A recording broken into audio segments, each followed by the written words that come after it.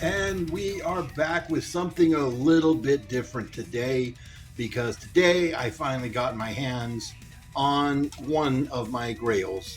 That being, of course, this guy right here, none other than the original G1 Victory Leo from Transformers Victory. Yeah, I'm very, very excited for this one. Um, so pretty much all of Victory, all of the robots from Victory fall into my Grail category, and they're very hard to come by at a decent price. Like you can find a good in-box version of this guy for about $400 usually. But then you also find like trashed versions of this guy, missing everything and broken. They're also trying to get $300 to $400 for them. So I found this one on eBay. Guy made me a counter offer, and man, it was a very, very worthwhile counter offer because this guy is mostly pristine. There is a couple of points. You might notice one right away if you look closely, but we'll get to that point. We'll get to that point. But first, let's look at the box. Now, this box has seen better days, but you know it's up there in years, so so have I. But we got a really cool artwork of Victory Leo right there. Of course, we got images of the toy. We got the images of him with Star Saber back there, and we got the transforms from robot to lion and back again. And of course, got your Victory Transformers logo. C327. I wonder if that's in relation to C3PO. Here on the side of the box, of course, we have your. He does all of this, combines with Star Saber to form Victory Saber. Top of the box. Whoop, beep, beep, beep. There we go. We got the pretty much usual G1 fare. The other side of the box again, product shots. Bottom of the box, product shot and artwork. And then, of course, on the back of the box, you have your usual big image of the toy and more of the stuff that he can do, your tech specs down there, and of course the Victory packaging art, which I've always thought was kind of funny for one major reason.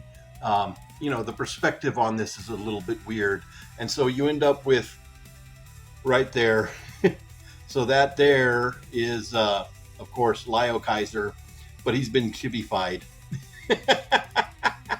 I'm not sure what's going on with that, but he been chibified. But yeah, that's it for the box. Of course, this is an older packaging, so it comes with a styrofoam insert. So this guy comes packaged in robot mode. He goes right here in the center bit. His bat guns go here. His big gun goes here. And he would normally come with missiles on a sprue, and they go right here. All right, so getting a good close-up here at his face. I do love the face sculpt on this, as well as the head design. Sort of tribal going on there. Now, of course, he does have a big honking head for his whole body, but that's kind of par for the course for the robot designs at the time. Going down here to legs. See, of course, your sticker detail. Pretty common for your G1 figures. Stickers going down here. You got your beast legs there. And then going down the back, of course, you got your wings, your big honking cannon right there. And yeah, very, very, very nice. Solid chunk of a Transformer, which, to be expected for the time period that this guy came out in. Now, of course, as you can see, he is clean. He is very immaculate. His stickers are also very clean, if not very poorly applied. Some stickers got some wear and tear on them, but most of them are very, very clean. The gold chrome on him is mostly immaculate. I do get a little bit of black bleeding through right there, but otherwise he is immaculate. But then we have this, and you can see right there, that doesn't go all the way up. So very common problem with these guys when you're finding them even new in package, if they've never been opened, is that these like to break. So this is his landing gear for vehicle mode. They're on sort of a ratchet that has a piece of plastic pressing up against it in the back to give it that locking into place. And what happens here, if you know anything about plastic chemistry, you might understand what's going on if you look closely at this. You can see that bit of black right there. That black is the surface of the black plastic from in here. So what ends up happening is that these plastics stick together after so much time has passed. Anybody who's ever picked up like old Barbie dolls, like their arms and their torso start to fuse together and eat each other. And that's kind of what happens here. So it's very, very common for these to break. So I did take this one apart, get some shock oil in there and loosen up everything. So now that's nice and clean. But this one was already broken. I knew it was broken going into it. I do have the other piece, but this is also broken to the point where it's warped. So yeah, it won't quite fit together right. But it does still hold into place and still function for transformation just fine. I have seen like bits and pieces of this guy. If I can find one where it's, broken but still has one of these, because these are identical, they're universal, doesn't matter, one fits both sides, then I will try to replace that. And of course he was missing his missiles. I don't care about the missiles. So yeah, again, I've seen a lot of these go for stupid amounts where when they're even like trashed in worse condition than this. But this was a very, very, very fair price and very well maintained figure, if I do say so myself. Now, enough waffling about all this. Let's talk about articulation. So obviously he's a G1 transformer, so you kind of know where most of the articulation is. He can do that. But he does get a little bit more articulation, because you can see right here how that arm's out to the side. He can, in fact, move his arms out to the side. They have sort of a locking point there and right there. This one doesn't want to go all the way up. I'm not going to try to force it. I don't think it's actually supposed to go all the way up, if I'm being honest. And then, of course, he has elbow bends. How about that?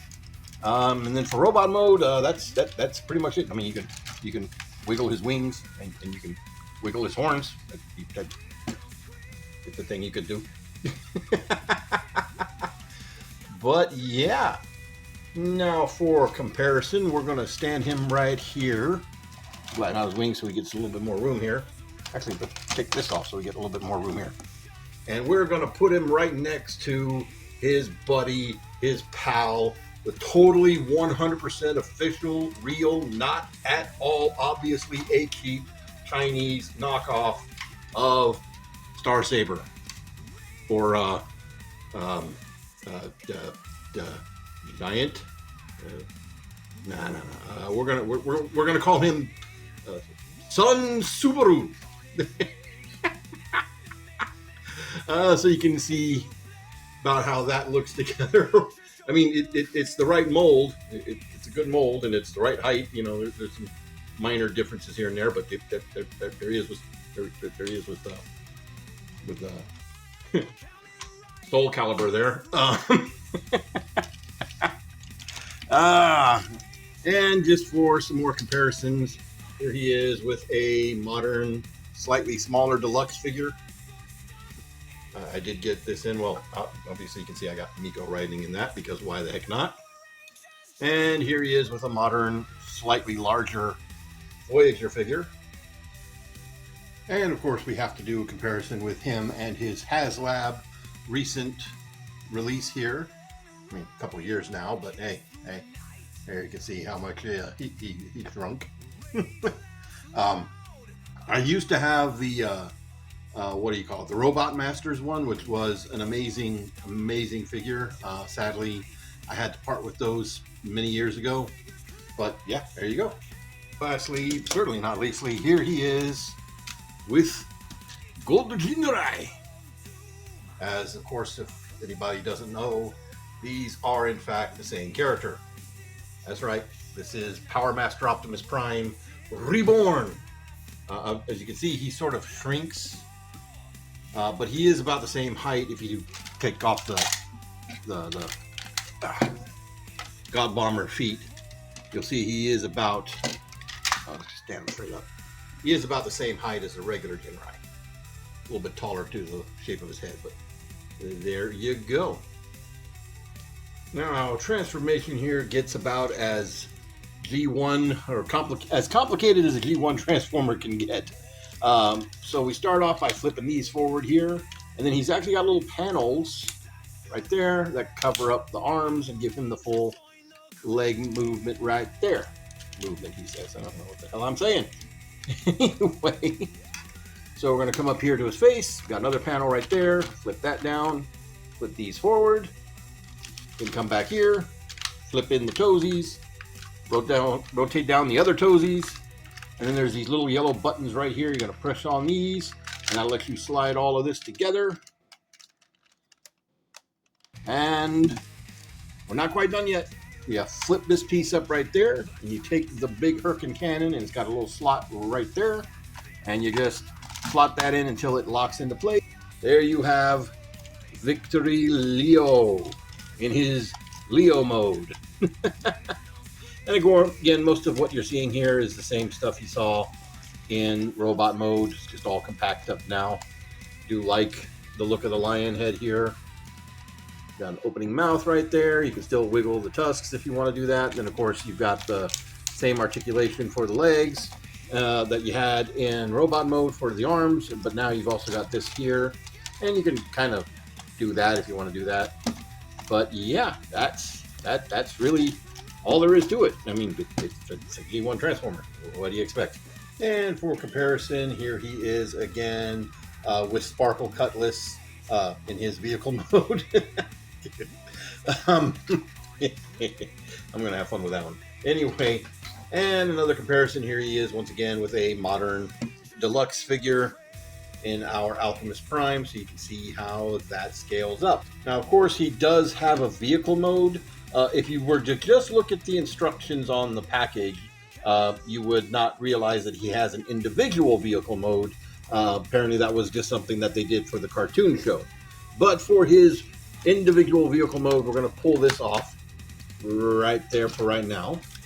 Then we're going to take this whole backpack. You can press down here on this little yellow button right there to sort of loosen that up. And that whole backpack is going to slide back, just like that. Flip out the wings. And we're going to take the beast arms. We're just going to go ahead and fold these back in. And then we're going to straighten this up on both sides, just like so. I like to see that those kind of groove into place right there. They don't tab in, but they just sort of rest there. Then, of course, we can take his cat legs and do that with them and put them up like that, and then rotate the feet. We've got the little landing gear up here that we mentioned before. And take the head and just flip it around upside down. Now, you do kind of want to take these. No, we just flip them around, but you do actually need to move them. Because you see they've got sculpted detail on one side, but then they're flat on the other. And you need the flat side facing inside for the head to fit. And then you take the cannon and you flip it around the other direction and you put it right back where it was right there. And yeah, there we go. There is the quote-unquote vehicle mode. So yeah, of course, you know, it's always been a case of it's a vehicle mode because we say so. But the real gimmick here, of course, is how he combines with Star Saber. Now, of course, since I don't have Star Saber, I am going to be using my Great Deformation Victory Yes, Okay, Go robot here.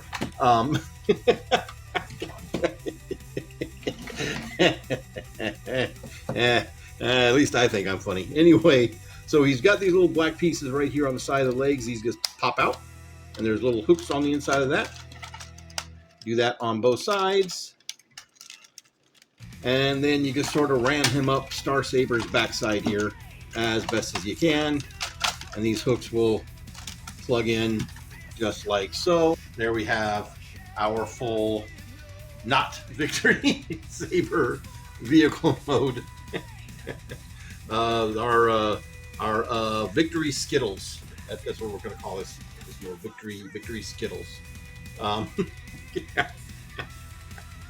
Anyway, and of course, obviously, there is one other thing that this guy can do. So the way you want to do this, of course, if you have either an actual Star Saber or like me, you have Skittles McBlue Sword here. Skittles McBlue Sword. And his little buddy Chubbs McGee here. I just didn't put his Brainmaster in. The spring on him likes to get stuck.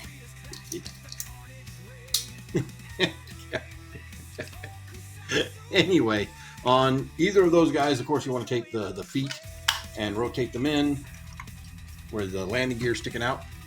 And of course, you're going to come over here to Victory Leo, and you're just going to sort of pick him up. So he has a little spring-loaded yellow latch in here, and it doesn't really hold into that little slot very well to hold him together. The only other thing holding him together are the little tabs underneath his head. So don't ever try to pick him up by his arms or his head. He'll just fall apart.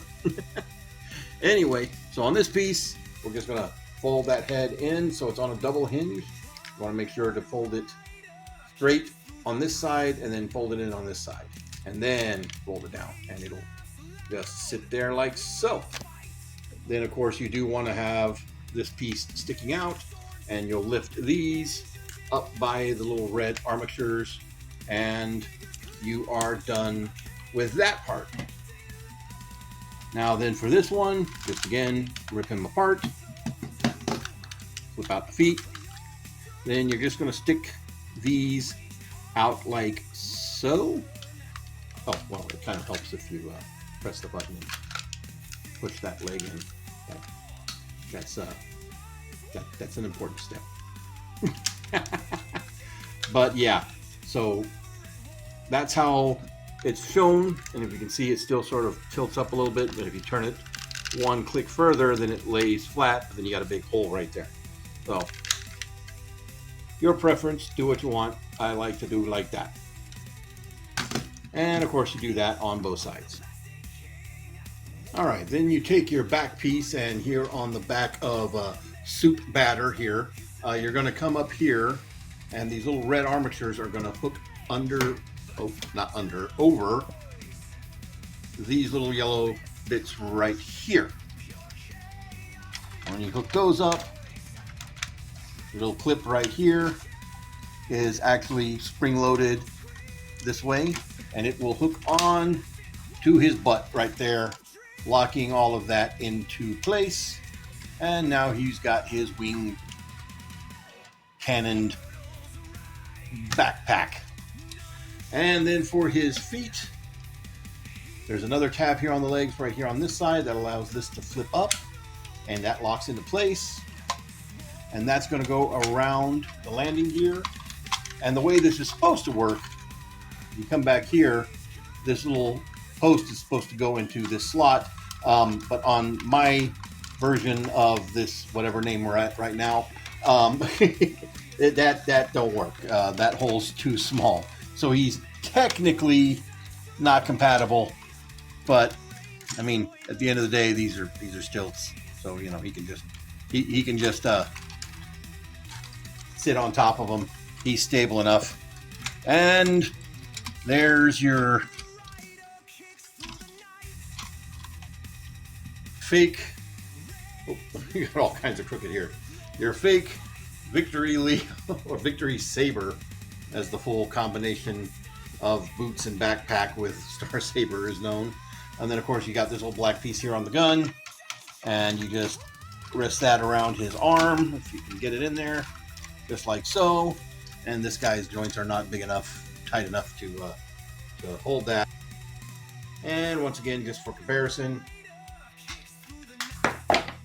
better win his wings.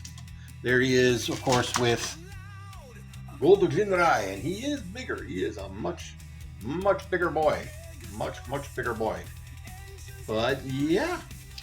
So yeah, that's basically going to be it for this retro review. Again, this has been one of my grails. Obviously, an actual, not obvious knockoff Star Saber is in the cards as well at some point when I can find one that's not ridiculously stupid expensive, but complete. And pretty much all of Victory. I mean, I know an original Lio Kaiser set is pretty much off the books. That's just not possible. Not only are those way too expensive to even ever think about, they're pretty much guaranteed to be broken due to gold plastic syndrome. So, that is what it is. But yeah, so I do have, as you saw earlier, I do have this guy. I also got in a few others. So with any luck in the near future, I'll have reviews of those guys coming. Anyway, let me know if you want to see some more retro reviews. I've got at least one more in me for sure that I'm going to do whether you like it or not. Just because I want to talk about it, as I think it relates very heavily to our yet unrevealed Nexus Prime from Transformers Age of the Primes. But we'll cross that bridge when we get there. But for now, that's going to be it for me. Y'all have a good one.